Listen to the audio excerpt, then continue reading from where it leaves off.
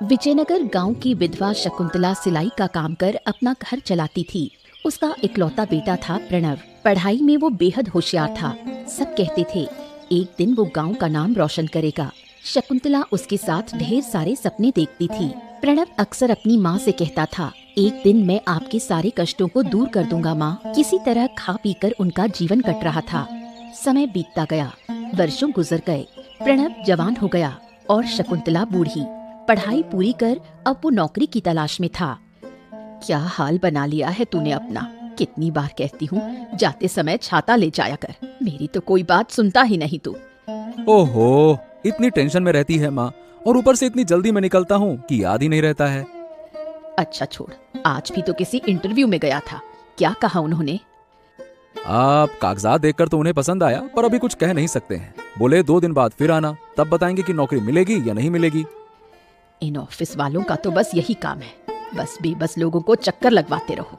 इन्हें क्या पता नौकरी की कितनी जरूरत है तुझे। ओहो, तो उनकी क्या गलती है माँ? उन्हें भी तो अपने दफ्तर के लिए अच्छा कर्मचारी चाहिए। अब असली दिक्कत तो ये है कि आजकल नौकरी के बाजार में बहुत ज्यादा प्रतियोगिता हो गई है। ऐसे माहौल में टिकना बहुत मुश्किल हो गया है। क्या कहें अब। अच्छा छोड़, तू हिम्मत मत हार। तू तो पढ़ा लिखा समझदार लड़का है। थोड़ा समय लग सकता है, लेकिन तुझे एक ना एक दिन जरूर कोई अच्छी नौकरी मिल जाएगी।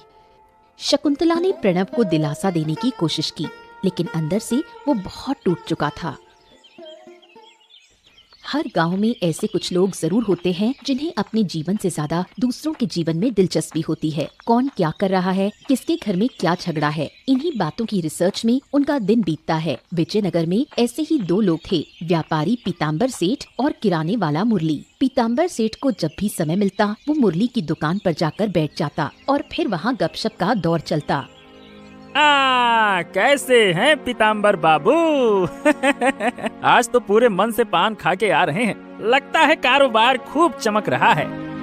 अरे मुरली, क्या बताऊं, पिछले कुछ दिनों से कोई अच्छा काम नहीं मिला था, लेकिन अभी कुछ देर पहले ही 5 लाख रुपए का काम मिला है।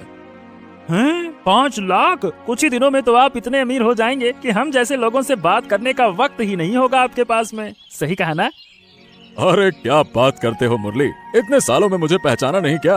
मैं उन लोगों में से नहीं हूँ जो थोड़ा पैसा आते ही पुराने लोगों को भूल जाएं। मैं अच्छी तरह से जानता हूँ, घमंड पतन की जड़ है। अरे मैं तो मजाक कर रहा था आपके साथ, आप भी ना। सुना है प्रणव किसी बड़े दफ्तर में इंटरव्यू देने गया था कल। हो गया क्या उसका कुछ? देखा जाए तो पिछले 2 सालों में तो जाने कहां कहां इंटरव्यू देता फिर रहा है। अब जिस दिन उसे नौकरी मिलेगी उस दिन कोयल के घर मुर्गी अंडा देगी, बाकी सब बकवास है। अब तो 4 महीने हो गए, लेकिन शकुंतला ने अब तक मेरे पैसे नहीं लौटाए। और कुछ दिन देखता हूँ, फिर ऐसा अपमान करूंगा ना कि जिंदगी में फिर कभी किसी से उधार नहीं मांगेगी। इस तरह दिन भर वो दूसरों की बुराई करके गप्पे मारकर ही अपना समय बिताते थे। विजयनगर में एक प्रतिष्ठित उद्योगपति रहते थे। उनका नाम किशन लाल था। बहुत बड़ा घर, 4-5 गाड़ियाँ थी उनके पास। उनकी पत्नी का देहांत बहुत पहले हो गया था। उनके 2 बेटियां थीं, आस्था और शारदा। पिता की दौलत और रुतबे की वजह से आस्था और शारदा दोनों ही घमंडी स्वभाव की हो गई थीं। वो गरीब लोगों से बहुत बुरा व्यवहार करती थीं। दरअसल किशन लाल खुद भी बहुत खराब इंसान था। गांव के लोगों को ऊंचे ब्याज पर कर्ज देता और जब लोग ब्याज चुका नहीं पाते तो उनका सब कुछ छीन लेता। उसी स्वभाव का असर उसकी बेटियों पर भी था।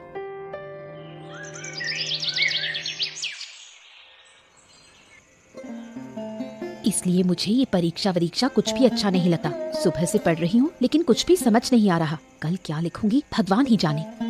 मेरी भी यही हालत है दीदी। देखो ना, इस विज्ञान की किताब को कब से पढ़ रही हूँ, एक अक्षर भी याद नहीं हो रहा। हमें पहले से ही तैयारी शुरू कर देनी चाहिए थी।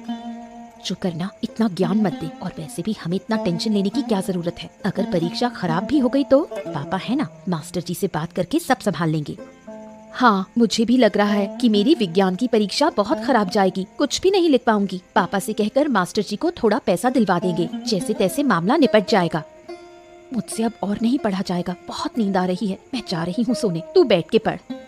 जब बिना पढ़े ही पास हो सकते हैं तो मेहनत क्यों करनी।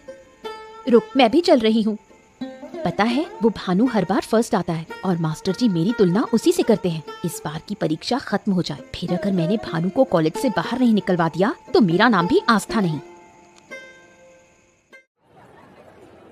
प्रणव बहुत ही सरल और सीधे स्वभाव का लड़का था। कोई उससे बुरा व्यवहार भी करता तो वो जवाब नहीं दे पाता। उसकी इस कमजोरी का फायदा उठाते थे मुरली और पीताम्बर सेठ। क्या रे प्रणव, इस वक्त बाजार में क्या कर रहा है? कहाँ जा रहा है? घर में कुछ सामान खत्म हो गया था, वही लेने आया हूँ। आप लोग कैसे हो? कैसे हो? अच्छा होने की कोशिश कर रहे हैं लेकिन हो नहीं पा रहे हैं। 4 महीने हो गए, अभी तक मेरा 10,000 रुपया लौटाया नहीं है। क्या तेरी माँ ने तय कर लिया है कि मेरा पैसा वापस नहीं करेगी? नहीं काका जी, ऐसा कुछ नहीं है। बस हालात थोड़े खराब हैं। मैं नौकरी ढूंढ रहा हूँ। जैसे ही नौकरी लगेगी मैं आपका सारा पैसा चुका दूंगा, चिंता मत करिए। तू नौकरी ढूंढ रहा है? ये बात तो मैं पिछले 1 साल से सुन रहा हूँ। इस जन्म में तुझे नौकरी मिलेगी ऐसा मुझे तो नहीं लगता। अरे ऐसा काहे कह रहे हैं काका? मैं पूरी कोशिश कर रहा हूँ, बहुत जल्द कोई अच्छी नौकरी मिल जाएगी। यही बहाना बनाकर तेरी माँ ने गांव के कई सारे लोगों से पैसे लिए हैं। क्या तुम लोग सबका पैसा खाकर भागने की सोच रहे हो? हैं? देखिए, अभी हमारा समय थोड़ा खराब चल रहा है, लेकिन हम कोई चोर उचक्के नहीं हैं। जितना भी बकाया है सब चुका देंगे। जो लोग 2 हफ्ते की बात करके 4 महीने तक पैसा नहीं देते, उनमें और चोरों में कोई फर्क नहीं होता है। समझ गए? ये आखिरी बार कह रहा हूँ। सिर्फ 1 हफ्ते का समय दे रहा हूँ, वरना कानूनी कार्रवाई करूंगा। लगभग 10 दिन बीत जाते हैं। पीताम्बर मुरली और एक दारोगा को साथ लेकर प्रणव के घर यानी उसकी मौसी के घर के सामने पहुंचता है। वहां पहुंचते ही वो जोर जोर से चिल्लाने लगता है, जिससे प्रणव और शकुंतला बाहर निकल आते हैं। अरे समझ क्या रखा है तुम लोगों ने? चोरी शुरू कर दी है क्या? 2 हफ्ते का कहा था, अब 5 महीने हो गए हैं, अभी तक मेरा पैसा नहीं मिला। काका, मैंने तो आपसे कहा था कि अभी हालात खराब हैं, बस कुछ दिन का और वक्त दे दीजिए। मैं जरूर आपका पैसा चुका दूंगा। अरे क्या बात करते हो? अब और 1 पल का भी समय नहीं मिलेगा। आज ही मेरा पैसा चाहिए, नहीं तो मैं कोई तमाशा कर दूंगा। नालायकों! अरे इन्हें धमकी देने से कुछ नहीं होगा पीताम्बर बाबू। माँ बेटे दोनों को जेल की हवा खिलाइए। दरोगा बाबू हमारे साथ ही हैं। दरोगा बाबू, इन दोनों को अभी के अभी इसी वक्त गिरफ्तार कीजिए। कृपया ऐसा मत कीजिए। अभी मेरे पास पैसे नहीं है, लेकिन कुछ पुराने गहने हैं, आप वो ले जाइए। अगर 2 महीने में भी पैसे ना लौटा पाई तो आप गहने बेच देना। शकुंतला का प्रस्ताव पीताम्बर को मंजूर हो जाता है। वो उसके पुराने गहने लेकर वहाँ से चला जाता है। प्रणव अपनी माँ के गहने वापस लाने के लिए दृढ़ संकल्प करता है। उसे समझ में आ गया कि अगर उसे पैसे कमाने हैं तो नौकरी का इंतजार करना बेकार है। उसे कोई दूसरा रास्ता तलाशना होगा। बहुत लोगों से बातचीत करने के बाद उसे किशन लाल के बारे में पता चलता है और काम की तलाश में वो किशन लाल के घर पहुँचता है। तुम्हें पहले कहीं देखा नहीं, अपना परिचय दो। मेरा नाम प्रणव दास है। मैं दासपाड़ा में रहता हूँ। मैं कई दिनों से नौकरी की तलाश में इधर उधर भटक रहा हूँ। बड़े बड़े दफ्तरों में इंटरव्यू दिए, लेकिन कहीं से भी कोई लाभ नहीं हुआ। किसी ने मुझे नौकरी नहीं दी। आजकल नौकरी का बाजार कुछ अच्छा नहीं है। नौकरी की उम्मीद में बैठे रहना बेवकूफी के सिवा कुछ नहीं है। आज की युवा पीढ़ी होकर ये भी नहीं जानते क्या है? मुझे पता है, लेकिन अपने खुद के व्यवसाय शुरू करने की स्थिति में मैं हूँ नहीं, इसीलिए। अच्छा ठीक है, मैं तुम्हारी क्या मदद कर सकता हूँ? अगर पैसे उधार चाहिए तो ब्याज लगेगा, बताओ चुका पाओगे? मैं आपसे पैसे मांगने नहीं आया हूँ। सुना है आपके पास कई कारखाने हैं, अगर उनमें से किसी एक में मुझे काम मिल जाता तो बहुत उपकार होता। इस समय मुझे अपने किसी कारखाने में कामगार की जरूरत नहीं है। देखिए, मैं बहुत उम्मीद के साथ आपके पास आया हूँ। बहुत मुसीबत में हूँ, मुझे एक नौकरी की सख्त जरूरत है। कृपया करके थोड़ी दया करिए ना। अच्छा ठीक है, वैसे मुझे एक ईमानदार लेखाकार की जरूरत है। क्या तुम लेखा जोखा संभाल सकते हो? हाँ, बिल्कुल बिल्कुल, मैं पूरी ईमानदारी से काम करूंगा। हाँ तो ठीक है, तो तुम मेरे आटे की फैक्ट्री में लेखाकार के रूप में काम शुरू कर सकते हो। फिलहाल मैं 1500 रुपए से ज्यादा तो नहीं दे सकता। बहुत संघर्षों के बाद जब आखिरकार प्रणव को नौकरी मिली तो उसकी खुशी का ठिकाना नहीं रहा और वो किशन लाल के प्रति कृतज्ञता व्यक्त करता है। प्रणव को कारखाने में नौकरी मिलने की खबर मुरली और पीताम्बर के कानों तक पहुंची। मुरली हमेशा से प्रणव से जलता था और अब तो ईर्ष्या से तिलमिला उठा। किशन लाल के घर में ड्राइवर के रूप में काम करता था आनंद। मुरली ने उसे खुश करने के लिए कई बार अपनी दुकान से मुफ्त में चीजें खिलाईं ताकि वो प्रणव के बारे में जानकारी ला सके। ए आनंद, ये प्रणव किशनलाल बाबू के किस कारखाने में काम करता है, कुछ पता है तुझे? अब बाबू के तो कई कारखाने हैं, वो किसमें काम करता है ये ठीक से कह नहीं सकता, लेकिन शायद आटे की या फिर चीनी की फैक्ट्री में से किसी एक में हो सकता है। हाँ, बोल तो सही रहे हो। प्रणव को कितनी तनख्वाह मिलती है, इसके बारे में कोनो जानकारी है क्या? अब ये बात तो मैं पक्के से नहीं कह सकता मुरली, हाँ लेकिन इतना सुना है कि जो तनख्वाह मिलती है उससे माँ बेटे का गुजर बसर अच्छे से हो रहा है। जिसे मैंने हमेशा तुच्छ समझा, बेरोजगार कहकर मजाक उड़ाया, वो अब नौकरी पा गया, वो भी किशनलाल बाबू जैसे बड़े आदमी के यहाँ, और मैं सालों से इस पुरानी टूटी दुकान में ही फंसा हूँ। मेरी बात प्रणव से अक्सर होती रहती है। किशनलाल बाबू उसकी ईमानदारी से बहुत खुश हैं। सुना है कि वो धीरे धीरे अपने सारे कर्ज चुका रहा है। बाबू खुश होकर उसकी तनख्वाह भी बढ़ा सकते हैं। क्या बात कर रहा है? ओहो, मतलब जितना भोला दिखता है उतना ही अंदर से चालाक। अब जो भी हो, उसने सारी मुश्किलें पार करके आज एक अच्छी जगह हासिल की है, यही देखकर अच्छा लगता है। चलो अच्छा है। जो लड़का सारी जिंदगी बेरोजगार रहा, वो अब इज्जतदार नौकरी कर रहा है, और मैं अब भी एक मामूली दुकानदार हूँ। अगर उसकी नौकरी छीन कर उसे फिर से सड़क पर ना ला दूं, तो मेरा नाम भी मुरली नहीं। किशनलाल से पीताम्बर सेठ की पुरानी जान पहचान थी। पीताम्बर हमेशा किशनलाल को बहकाकर अपने फायदे के लिए इस्तेमाल करना चाहता था। जब से उसे पता चला कि प्रणव किशनलाल के कारखाने में नौकरी कर रहा है, तब से वो भी मुरली की तरह प्रणव की नौकरी छीनने के पीछे लग गया। वो किशनलाल को प्रणव की बुराई करके किसी भी तरह उसे नौकरी से हटवाना चाहता था। अब देखिए, बुरा मत मानिएगा किशनलाल बाबू, लेकिन मैं आपको बहुत समझदार आदमी समझता था, पर आपने तो बहुत ही बेवकूफी का काम कर दिया। देखिए, जुबान संभाल कर बात कीजिएगा, मेरे साथ आपका कोई मजाक का रिश्ता नहीं है, समझ गए? बताइए क्या बेवकूफी की है मैंने? मतलब ये है कि आपने जिस लड़के को अपने कारखाने में नौकरी दी, वो प्रणव, आप जानते हैं वो कैसा है? अगर जानते होते तो कभी भी उसे इतनी बड़ी जिम्मेदारी नहीं देते। क्यों, क्या हो गया? वो पिछले 7 महीने से मेरे कारखाने में काम कर रहा है, ईमानदारी और निष्ठा से काम करता है। देखा आपने, उसने आपको भी बेवकूफ बना दिया। वो बहुत बड़ा धोखेबाज है। अभी जो ईमानदारी आप देख रहे हैं ना, वो उसका मुखौटा है। वो आपको जाल में फंसा रहा है। क्या? ये आप क्या कह रहे हैं? मुझे तो कुछ भी ऐसा महसूस नहीं हुआ। उसका अभिनय इतना अच्छा है कि आप पहचान ही नहीं पाएंगे, लेकिन जो लोग उसे पहले से जानते हैं, वो अच्छी तरह से समझते हैं कि वो कितना बड़ा चालाक चालबाज है। अरे, लेकिन ऐसा क्या किया है उसने जो आप इतनी बड़ी बात कह रहे हैं? वो और उसकी माँ शकुंतला देवी गांव के लोगों से समय समय पर पैसे उधार लेते थे, फिर दोनों गायब हो जाते थे। यहाँ तक कि प्रणव पर चोरी का आरोप भी लगा है। अरे, तो ये बात आपने पहले क्यों नहीं बताई? अरे जरा अपने कारखाने का हिसाब लगवाइए, देखिए कि अब तक कितना पैसा उसने गबन कर दिया है। सब आपकी आंखों के सामने हो रहा है और आपको खबर भी नहीं है, यही तो बता रहा हूँ मैं। पीताम्बर का फैलाया जहर किशनलाल के दिमाग में घर कर गया और अब वो प्रणव को नौकरी से निकालने का मन बना रहा है। कुछ दिनों बाद हर रोज की तरह प्रणव ध्यान से हिसाब किताब कर रहा था और अपने काम में व्यस्त था। तभी अचानक किशनलाल वहाँ गश्त करने के लिए आता है। किशनलाल को देखकर प्रणव आदर पूर्वक उसका स्वागत करता है, लेकिन उसे ये नहीं पता था कि किशनलाल उसे नौकरी से निकालने के इरादे से वहाँ आया है। अरे बाबूजी, आपको इतनी तकलीफ उठाने की क्या जरूरत थी? आप बस बुला लेते, मैं खुद ही आपके घर आ जाता। ये मेरी फैक्ट्री है, जब चाहूँ तब आ सकता हूँ। इसके लिए मुझे किसी से पूछने या इजाजत लेने की जरूरत नहीं है, समझे? मतलब मेरा ऐसा कहने का मतलब नहीं था बाबूजी, कृपया मुझे माफ कर दीजिएगा। प्रणव, मुझे नहीं लगता कि अब तुम्हारी इस फैक्ट्री में कोई जरूरत है। सीधी बात है कि आज से तुम यहाँ बिल्कुल मत आना, समझ गए? हाँ बाबूजी, आप अचानक से ये सब क्यों कह रहे हैं? मुझसे कोई गलती हो गई है क्या? अगर कुछ गलत किया है तो बताइए, मैं उसे सुधार लूंगा, लेकिन बिना वजह के नौकरी से निकालना कहाँ का इंसाफ है? अरे भाई, ये फैक्ट्री मेरी है, यहाँ कौन काम करेगा और कौन नहीं, इसका फैसला करने का पूरा अधिकार मेरे पास है। मुझे तुम्हें वजह बताने की जरूरत नहीं है, समझ गए?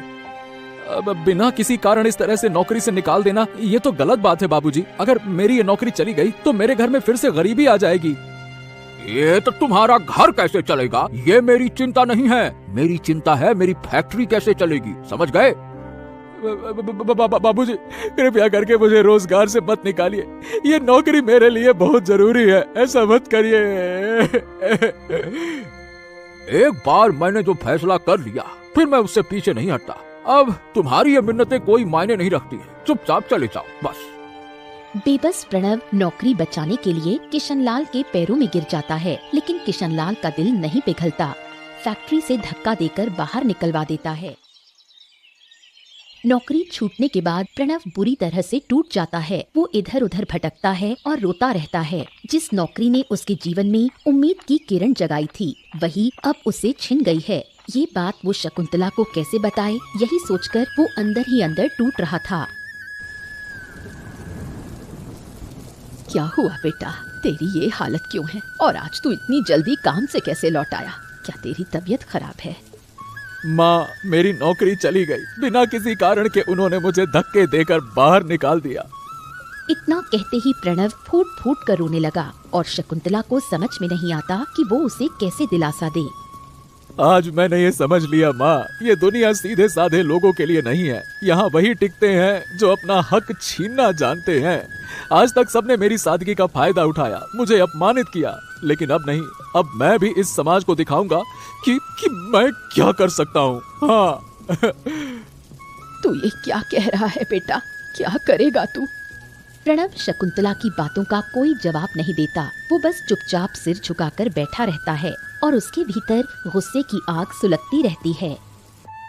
बहुत दिन बीत जाते हैं। गांव के लोग अपने अपने जीवन में व्यस्त हो जाते हैं। प्रणव और शकुंतला को सब लगभग भूल ही जाते हैं। एक दिन गांव में एक साधु आता है। उसका नाम रघुनाथ था। रघुनाथ जंगल में एक आश्रम बनाकर रहने लगता है। गांव के कुछ लोग उससे मिलने जाते और अपनी जिंदगी की समस्याएं उसके साथ साझा करते। एक दिन प्रणव भी उससे मिलने जाता है। हरिओम हरिओम। कौन हो बेटा? इस अंधेरे में मेरे आश्रम में क्या कर रहे हो? इस समय तो यहाँ कोई नहीं आता। मुझे पता है कि ये समय आपके विश्राम का है। आपको परेशान करने के लिए माफी चाहता हूँ, लेकिन मैं जानबूझकर इस समय पर आया हूँ ताकि कोई मुझे देख ना सके। मुझे अब लोगों की नजरों से दूर रहना अच्छा लगता है। लेकिन क्यों? ऐसा क्या हुआ है जिससे तुम सबसे छिपकर रहना चाहते हो? अगर मन में कोई पीड़ा है तो बेझिझक बताओ।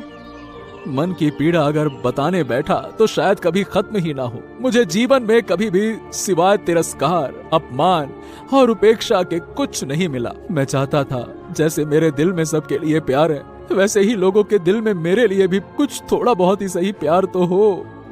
तुम एक नेक इंसान हो, लेकिन इस दुनिया में तुम्हारे जैसे सीधे लोग अक्सर अपमान और दुख ही पाते हैं। ये दुनिया बहुत निर्दयी है। जितना तुम लोगों को अपनाना चाहोगे, उतना ही वो तुम्हें दूर करेंगे। तो अब मैं क्या करूं? जो अपमान, उपेक्षा मुझे मिली है, उसका बदला कैसे लूं?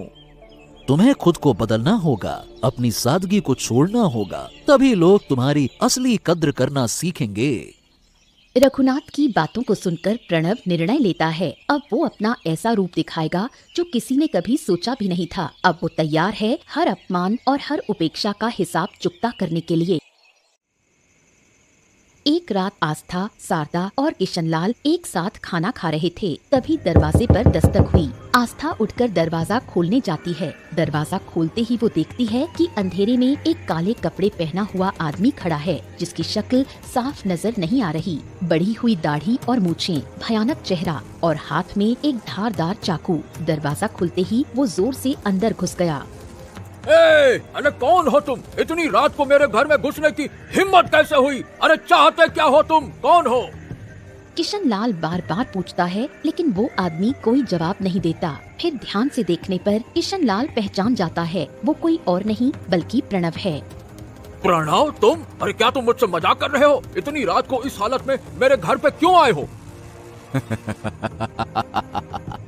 शाबाश, तो आपने मुझे पहचान ही लिया। याद है उस दिन कैसे आपने मुझे बिना किसी कसूर के नौकरी से निकाल दिया था और गार्ड से धक्के देकर फैक्ट्री से बाहर फिकवा दिया था? याद है? ए प्रणव, अभी के अभी मेरे घर से निकल जाओ, वरना मैं पुलिस को बुला दूंगा। हाँ। मैं एक अधूरा काम पूरा करने आया हूँ। जब वो काम हो जाएगा तब मैं खुद से जीत जाऊंगा। अरे ये क्या बकवास कर रहे हो? क्या नशे में हो क्या? नशा करके मेरे घर में आकर तमाशा कर रहे हो? मैं आज उस अपमान का बदला लेने आया हूँ। जैसे आपने उस दिन मेरी परवाह किए बिना मुझे नौकरी से बाहर निकाल दिया था, आज मैं आपको खत्म करके आपके परिवार को अकेला छोड़ जाऊंगा। हाँ, रुक जा। इतना कहकर प्रणव किशनलाल पर चाकू से वार करता है। किशनलाल गंभीर रूप से घायल होकर जमीन पर गिर जाता है, वहाँ से भाग जाता है। गांव में इतने बड़े उद्योगपति की हत्या की खबर आग की तरह पूरे गांव में फैल जाती है। लोग डर के साए में जीने लगते हैं। पुलिस किशनलाल के घर की तलाशी लेती है और वहीं से आस्था और शारदा को बचा लेती है। आस्था और शारदा बहुत डरी हुई थीं। पुलिस उनसे पूरी घटना का विवरण पूछती है। वो बस इतना ही बता पाती हैं कि हत्यारे का नाम प्रणव था। जब आस्था और शारदा की गवाही में प्रणव का नाम आता है तो मुरली और पीताम्बर बुरी तरह घबरा जाते हैं। उन्हें डर सताने लगता है कि कब उनके ऊपर भी हमला हो जाए। अरे कई दिनों से मैंने उसे देखा नहीं है। सुना था कि वो घर से ज्यादा बाहर नहीं निकलता, लेकिन वो कुछ ऐसा करेगा ये तो भाई मैंने सपने में भी नहीं सोचा था। अरे मुझे तो पूरी घटना ही नकली लग रही है। अरे प्रणव जैसा सीधा साधा मूर्ख लड़का भला कैसे एक उद्योगपति की हत्या कर सकता है, वो भी ऐसे इंसान की जिसके यहाँ उसने कभी काम किया था। मुझे लगता है कि नौकरी से अचानक निकाले जाने और बेइज्जती का बदला लेने के लिए ही प्रणव ने ऐसा किया। हाँ, लेकिन अब हमें भी सतर्क रहना होगा। वो अभी भी फरार है, किसी भी वक्त वो गांव में वापस आ सकता है। हमें ध्यान रखना होगा कि हमारी हालत कहीं किशन बाबू जैसी ना हो जाए। अब जब तक प्रणव पकड़ा नहीं जाता मुझे अंदर ही अंदर डर तो लगता रहेगा। बिल्कुल सही कहा आपने। जो इंसान रात के अंधेरे में एक प्रभावशाली आदमी की हत्या कर सकता है, उसके लिए हमारे जैसे साधारण लोगों को मारकर भाग जाना ये तो कोई बड़ी बात नहीं है। प्रणव का ये रूप, बाप रे बाप, मैंने तो कभी कल्पना में भी नहीं सोचा था। अपने ही कर्मों का फल अब उन्हें डर और पछतावे के रूप में मिल रहा है। हर वक्त उनके मन में यही डर बना रहता है कि कब कोई उनके पास आए और उनका भी अंत कर जाए। गांव में डर और भय का माहौल है। आस्था और शारदा जी जान लगाकर अपने पिता के हत्यारे को कानून के हवाले करने की कोशिश में लगी हैं। पुलिस हर जगह प्रणव की तलाश कर रही है, लेकिन उसका कोई सुराग नहीं मिल रहा। यहाँ तक कि प्रणव की माँ शकुंतला को भी नहीं पता कि वो कहाँ है। लेकिन प्रणव के किए की सजा बार बार शकुंतला को थाने बुलाकर दी जा रही थी। कहाँ था तू इतने दिन? तुझ पर मुझे कितना गर्व था, तूने सब मिट्टी में मिला दिया। सबकी तरह क्या तुम भी मुझसे नफरत करोगी माँ? बिल्कुल, अब मुझे तुझसे घिन आती है। जिन चीजों पर कभी गर्व था, आज वही चीजें शर्म बन गई हैं।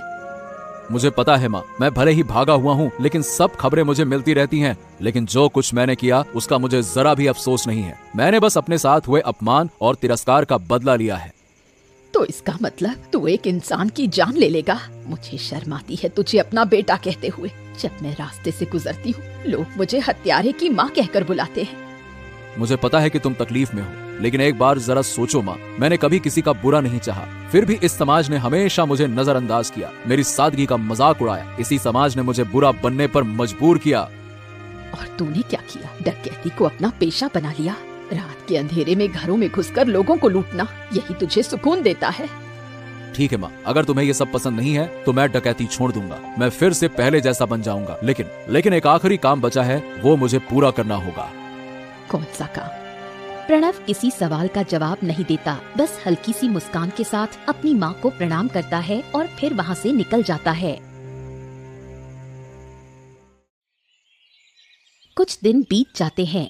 गांव का माहौल थोड़ा सामान्य हो जाता है, लेकिन पुलिस अब भी प्रणव की तलाश में है। शकुंतला पुलिस को बता देती है कि प्रणव उससे मिलने आया था, लेकिन वो कहाँ गया उसे नहीं पता। इसलिए पुलिस और सतर्क हो जाती है। हाँ, पहचाना मुझे पीताम्बर? मैं वही प्रणव हूँ जिसे तूने हमेशा अपमानित किया। देख, तुम्हारे अपमानों ने मुझे क्या बना दिया। देख मैं क्या हो गया हूँ। आज सब मुझे काला डकैत कहते हैं। प्रणव, देखो भाई, देखो, जो कुछ भी मैंने किया था उसके लिए मुझे माफ कर दो। मुझे मतलब मेरी मति मारी गई थी। मैं तुमसे हाथ जोड़ता हूँ, मुझे माफ कर दो। मुझे माफ कर दो। हाँ ठीक है, तुझे मारूंगा नहीं, लेकिन जो कुछ भी है अब वो सब मुझे देना होगा। हाँ ठीक है, जो तू चाहे ले ले, बस मेरी जान बख्श दे। हाँ, माफ कर दे। प्रणव चाकू दिखाकर पीताम्बर से उसके घर की सारी नकदी और गहने जबरन ले लेता है, फिर मुस्कुराते हुए कहता है, अब एक सबसे कीमती चीज लेना बाकी है और वो है तेरी जान। प्रणव की बात सुनकर पीताम्बर डर के मारे कांपने लगता है। तभी अचानक मुरली और कुछ पुलिस वाले वहाँ पहुँच जाते हैं और पीताम्बर की जान बच जाती है। प्रणव पकड़ा जाता है। सौभाग्य से आज मैंने तुझे गांव में आते देख लिया था और छिपकर तेरे पीछे पीछे आ रहा था, वरना तो आज तो तू पीताम्बर बाबू की जान ही ले लेता। दरोगा जी, ले जाइए इसको। इस तरह पीताम्बर की जान बच गई। प्रणव के पास से लाखों रुपए और बहुत से गहने बरामद हुए। पता चलता है कि उसने सिर्फ विजयनगर ही नहीं बल्कि आसपास के कई गांवों में भी काला डकैत बनकर लूटपाट की है। वो अपना अपराध स्वीकार करता है और कहता है कि उसे अपने कामों का कोई पछतावा नहीं, क्योंकि समाज की उपेक्षा ने ही उसे ये राह चुनने पर मजबूर किया। लेकिन जिन निर्दोष परिवारों पर उसने अत्याचार किया उनसे वो माफी मांगता है। सब लोग अपने सामान्य जीवन में लौट जाते हैं। प्रणव की जिंदगी जेल की 4 दीवारी में सिमट जाती है और उसकी माँ शकुंतला वो बेबस और अकेली रह जाती है। बीमार शरीर और समाज की तिरस्कार भरी नजरों के साथ उनका जीवन धीरे धीरे कटता जाता है।